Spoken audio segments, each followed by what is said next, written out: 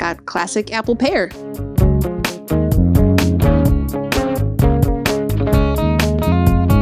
Hello and welcome to My Tiny Bottles, the project where I'm exploring my grandmother's legacy of miniature liquor bottles, one tiny bottle at a time. I'm your host, Tammy Coxon, and I am back in Washington, D.C. with Chantal Tseng. Chantal was on an episode with me recently where we tasted sherry and talked about sherry, and I had brought a bonus bottle of brandy in case the sherry was horrible, but it was delicious. So now we're going to record a separate episode about this bonus bottle. So Chantal, please introduce yourself. Hi, I'm Chantal Tseng. I am a Washington, D.C. based bartender-sommelier. I've been in this town making drinks and pouring wine and educating people about sherry mostly for a good 2 decades.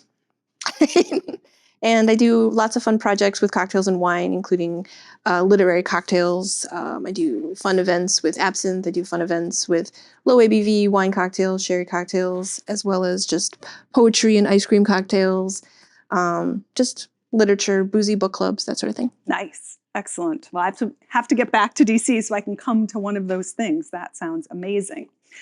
So I don't have sherry for you, but I have another product of the Iberian Peninsula. So sherry comes from Spain.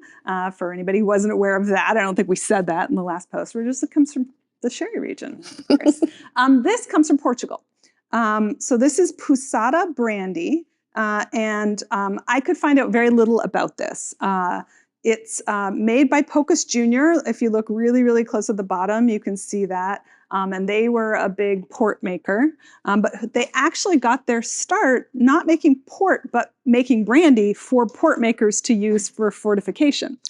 And they were then family owned for 4 generations. They're still family owned, which is kind of unusual in port, where the British kind of owned a lot of port production for a long time. So they moved out of brandy. They basically, there was a bill due, and the guy's like, I can't pay your bill, but I'll give you this winery instead, or this plot of grapes instead. And they're like, okay, let's start making port. And so that's like Pocus Jr. who makes this, but I don't know why it's called Pousada. I don't know where any of that comes from. Now, I do know that Pousada is kind of like the term for guest house. And there's, I think, a chain of, hotels. It's kind of like in Spain where they have the old buildings that they've converted into hotels.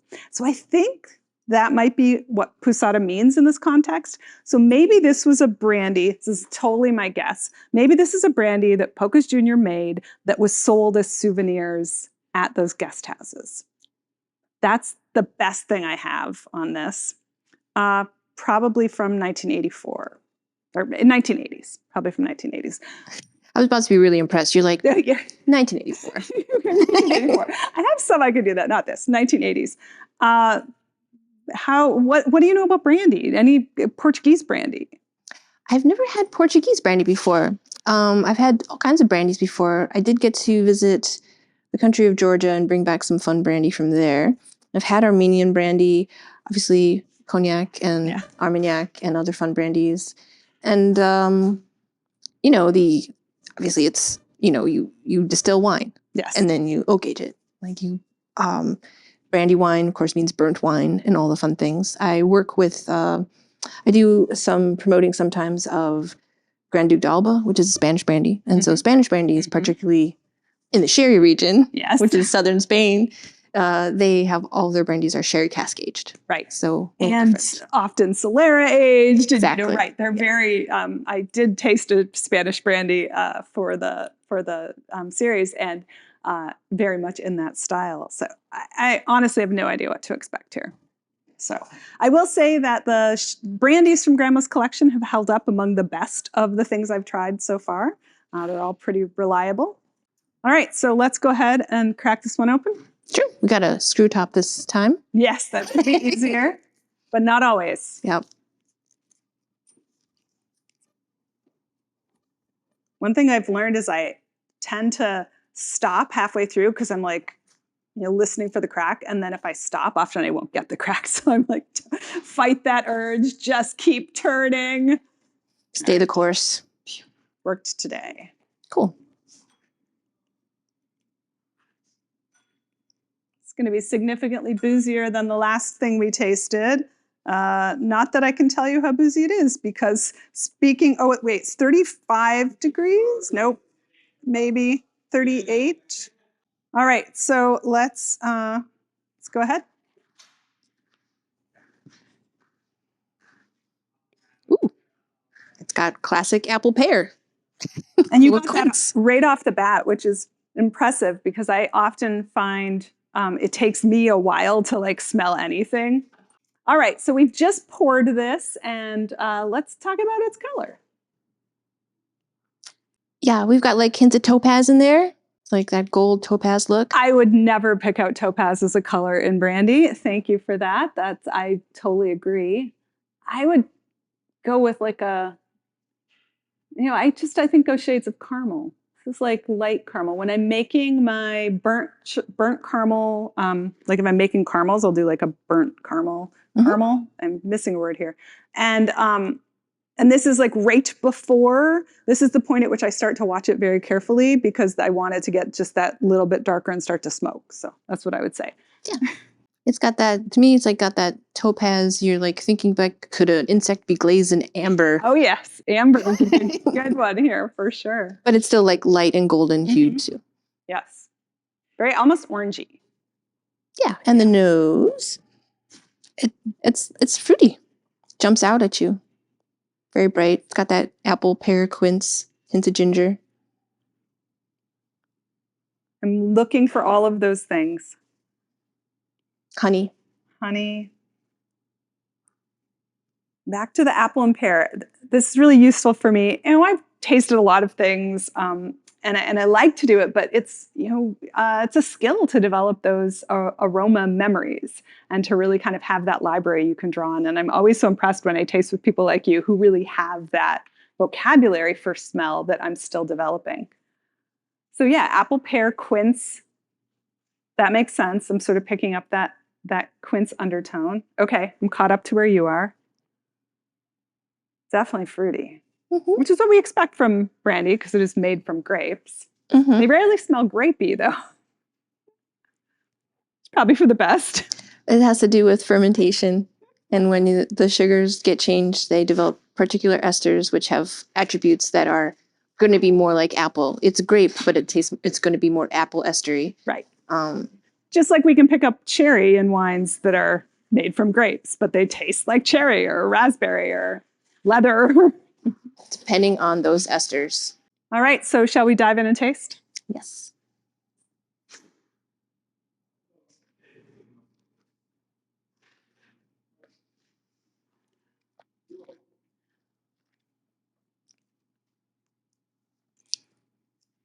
I'd say it doesn't taste anywhere near as fruity as it smelled. I mean, I still think it's a little honeyed, a little fruity. It's light. This is not like a super complex brandy that goes on and unfolds. It's just pleasant. Not at all super complex. I almost get like a cardboardy aspect to it. Ooh, that's not good. It's not good. No, it's definitely not the best of Grandma's brandies I've tried. I'm going to give it another sip, but yeah, cardboard was my first thought.